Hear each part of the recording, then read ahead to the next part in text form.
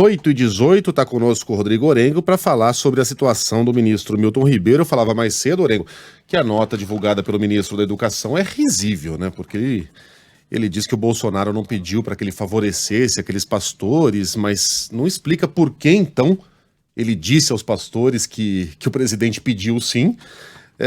Não nega que o áudio seja real, aliás, nem toca no assunto, e diz que as verbas são distribuídas às prefeituras de acordo com critérios técnicos, quando as informações apuradas pela imprensa mostram que não é isso que está acontecendo. Ou seja, uma nota que não explicou coisa nenhuma e deixa o ministro numa situação constrangedora, né? Orengo, bom dia para você. Muito bom dia, Megali. Sheila, Carla, bom dia a todos. Corda bamba, viu, Megali? Por quê? Porque o ministro não tem uma sustentação política. A movimentação da bancada evangélica, né, da bancada religiosa no Congresso Nacional, ela aponta para isso. O que a bancada evangélica fez? Tratou de se desligar do ministro, que cobrou, inclusive, uma explicação num prazo aí de 24 horas. Né? Então, neste momento, ainda mais em ano eleitoral, é a história do filho feio que não tem pai. É realmente o momento de todo mundo se distanciar do ministro e ele fica numa situação extremamente delicada.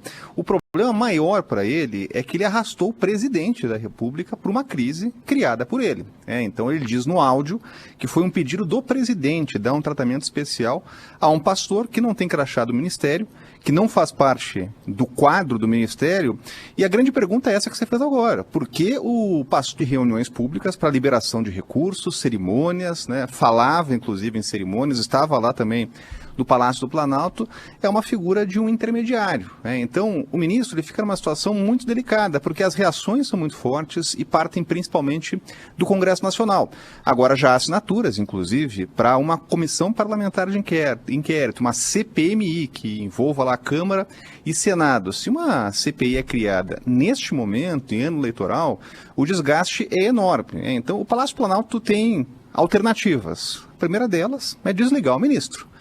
E aí, o discurso que, olha, tem suspeita, a gente afasta de imediato. Isso cessaria o processo de investigação? Não. Até porque já pedidos para investigação no Ministério Público, a notícia é crime no Supremo Tribunal Federal. A gente sabe que a Justiça tem seu prazo, seu tempo, mas é difícil imaginar, Megali, que não tem uma investigação mínima aí a respeito desse processo no Ministério da Educação. O ministro veio ao público para negar qualquer favorecimento.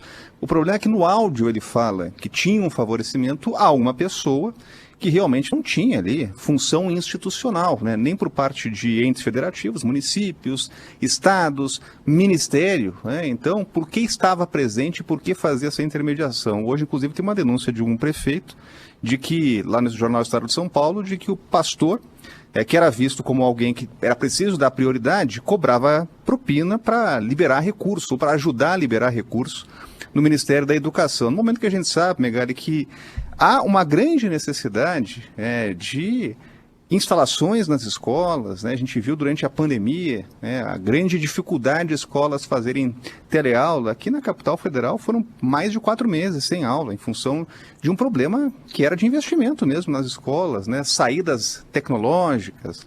Então é um momento de, principalmente o presidente, se vale a pena seguir com esse desgaste. Né? O ministro demorou ontem para se manifestou por nota, mas isso não vai ficar apenas uma nota. O Congresso Nacional deve aprovar hoje requerimento de convocação do ministro e o desgaste vai prosseguir.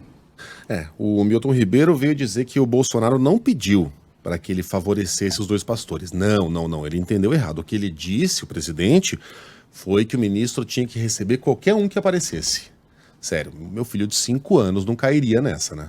Isso é conversa para boi dormir, qualquer um que apareça. Então quer dizer que se eu chegar lá em Brasília e bater na porta do Ministério da Educação, eu vou conseguir uma audiência com o ministro. Ora, eu sei tanto sobre gestão pública e educação quanto os pastores, e talvez mais, por trabalhar com hard news. Então isso não para em pé.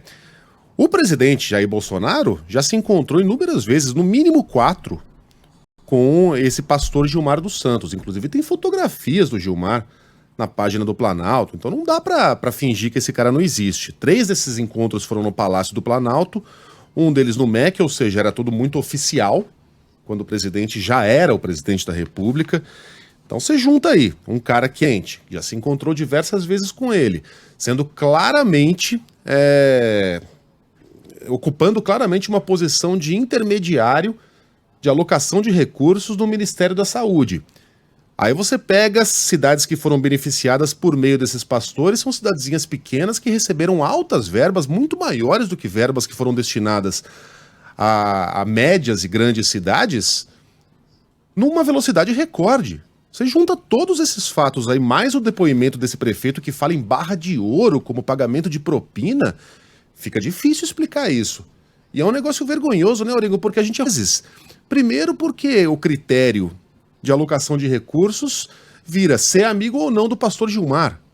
Quer dizer, você já é roubado aí, porque o recurso vai para cidades em que o prefeito tem boa relação com o pastor e não para cidades que precisam de investimentos. E segundo, na hora que o cara vai lá e paga barra de ouro, 15 mil reais para o outro pastor, a gente acaba sendo roubado 2 vezes. É um negócio constrangedor. E o presidente, por enquanto, não abriu a boca para falar a respeito do assunto, né, Orengo?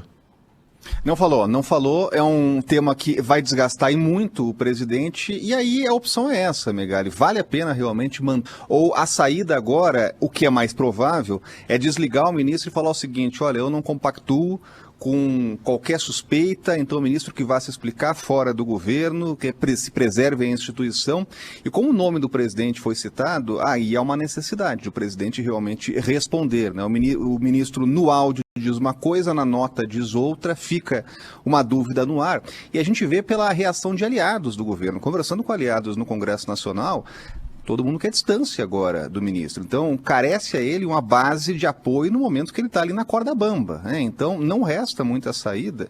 E a questão agora é passar o ministro e manter ele no cargo ou tentar se preservar de mais desgastes e trocar logo o ministro do Ministério da Educação. Só para lembrar, Megali, o Ministério da Educação é um dos maiores orçamentos da esplanada dos ministérios, né? Então, envolve ali muito dinheiro, né? A gente está falando de recursos significativos que eram tratados assim